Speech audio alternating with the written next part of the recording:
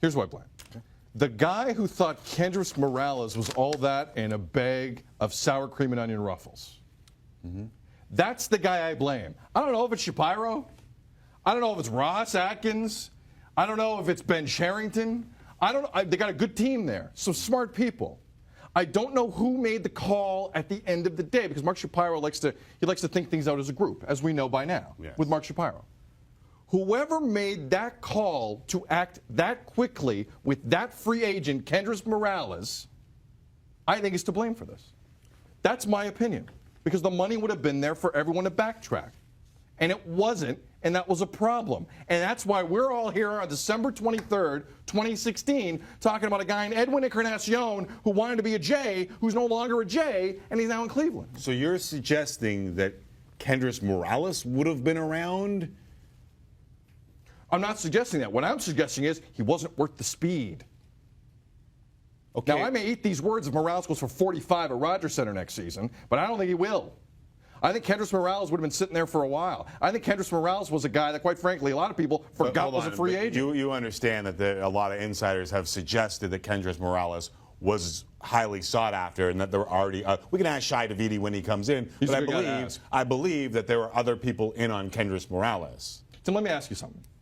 Would any rationally intelligent baseball person in the country we are in right now have blinked if that man signed somewhere else? Blinked. Blinked. Kendrys Morales signing anywhere else, and you got to give him $11 million right then.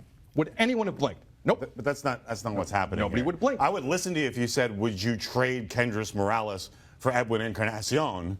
But then you'd have to say, would you trade Edwin Encarnacion for Kendrys Morales and $9 million a year? Because in the end, that's the difference. That is the difference. And then if you add the years up, then you're having a part of the equation. Because for me, it's everybody. Like, everybody is to blame. That's fair. Paul Kinzer walked out into a market and thought, 4 years, $80 million, pshaw. Remember, after 4 years, $80 million, have you heard him talk? That's a good Paul Kinzer. Have you heard him talk? He would use the word pshaw, I guarantee you. You're like Rich Little, but different. In fact, we'll play a little bit of Paul Kinzer later on, and I'm not so sure he doesn't use the word pshaw. Do you remember what he said after 4 years, $80 million came out? Exactly. What was the quote you're referring to? We're looking for 5 years, $125 million. I thought he might get it. He just got 3 years, 60. I thought he might get $100 million. He just cost his client, and Edwin has a say in all this. He has a huge say in all this. But when you listen to your agent, he says, 5 years, 125 is what we're looking for. He just cost his client $20 million. He cost himself $2 million if you think it's 10%. Well, I hope it's 10%. He cost his client $20 million, and in the end, a guy in Edwin Encarnacion who said he wanted to come back signed for less.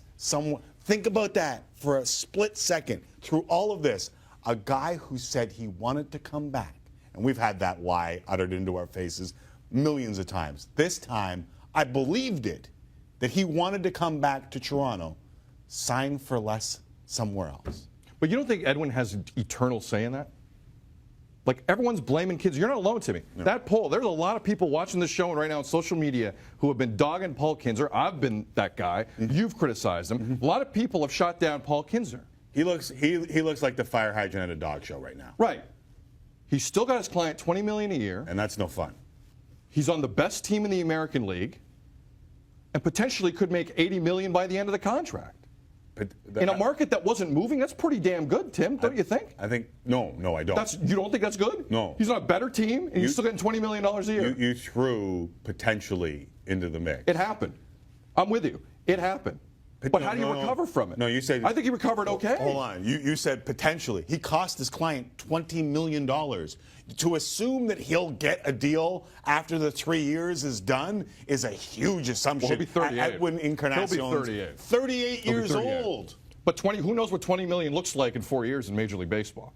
That cap's going up. We're looking at $210 million. It's his last contract, and it's guaranteed money. All I'm saying is, sometimes agents get too much of the blame and too much of the credit. He cost this guy $20 million. He did. Do you know what $20 million... Can I 20 list million? the things that $20 million can buy you? Dude, I'm ashamed to tell you what I do for 10 grand. Don't talk to me at $20 million. Okay. But Edwin has final say in this. Let's not lose sight. Paul Kinzer misjudged the market. No one's questioning that. No one also called him out on it when he turned down the offer. Not one media guy turned around, and we saw a million tweets in the last month and a half from connected people who said, that's crazy. No one said that's crazy. To turn it down? To turn it down. He's a 42-year-old or 42 home run guy going to free agency. How was that crazy? Hold on. No one else said that it wasn't crazy. No, hold on. No one else said it was unfair. Here's the part that bugs me. True. I didn't say it was. Here's the part that bugs me, and I like Nat, who wrote it and said, I blame you too. Thank you, Nat. Here's the part that I don't understand, and I'm glad that you played.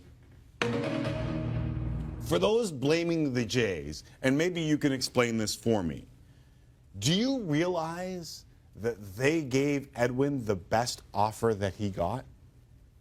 Say it again. Tell him. If you want to blame the Jays front office, do you realize they gave him the best offer that he got? And from my information, it wasn't a 24-hour window. It was a couple days. And they went back to him and said, are you sure? And they said, we're going to go to free agency. Because he kind of had to. He had to. He had a career year. He had 127 RBI. No, he didn't. I would have gone to free agency. I would have too. You would have too. I would have too. Yes. I would have too. But he didn't have to. If he really wanted But you felt you were entitled to it. If he really wanted to stay in the market, and management turns to you and says, listen, we're afraid that if this doesn't work out, that we're going to be caught holding the bag. And we don't want to be in that spot. This is our offer. You have to make a decision and then live with that decision. So the question is, why are people ragging on Rodgers? No, what I want to know is, why are you killing Rodgers or the front office? And we'll put them in the same bucket. Yeah. If, in fact, that was the best offer. Like, I feel like there's some misguided hate, and I'm not just saying this because I work for Rodgers. If I have to read another tweet, I'm going to cancel my subscription. I don't like how much I'm paying for Bravo. I'm going to cancel. Hey, Shapiro, suck it. I'm going to cancel my $10 a month. Listen, I don't like how much I'm paying for Bravo. I know. Although sometimes they have quality programming. Yeah. Like most Rodgers channels as well. The point is this. People who hate Rodgers are going to hate Rodgers. They're going to find a way to hate Rodgers. That's a fact. Let's be honest here. People who don't like Rodgers will find a way to bitch and complain about Rodgers. And this is another example. I agree with you, but I think there's people out there that are smart baseball people who are still blaming the Jays front office, not just the people who want to hate on Rodgers. Look. And listen, I want to have the conversation. Let me say this. I want to have the conversation. Don't let us, wail away. Tell us what you want to tell us. I'm fine with it. Don't let us working for Rodgers stand in the way. I will. For those who know me, I'm sure they can co-sign. For those who have listened to us for a long time, I'm sure you can co-sign to the rest of the people watching that we won't let that stand in the way of the conversation that we're going to have. I want to have an open and honest conversation about all of this. So if you want to tear away, go ahead. As long as it's not ridiculous, I'll bring it up within the conversation because that's what we do. And to emphasize his point, we are the only show on Canadian television that you can reach us with live tweeting. Right. There is no other show in the country doing what he's doing right now. So if you want to get a hold of us on this, at Tim and Sid, it's no joke. It's not a pre-produced thing where tweets are coming at the bottom and it was figured out in a morning meeting. We're doing this live. And so for those who have watched or listened or been with us throughout this, they know that and they know we won't censor it. Absolutely. Unless you say bad things. I'll criticize the Morales thing, which I have. Yes.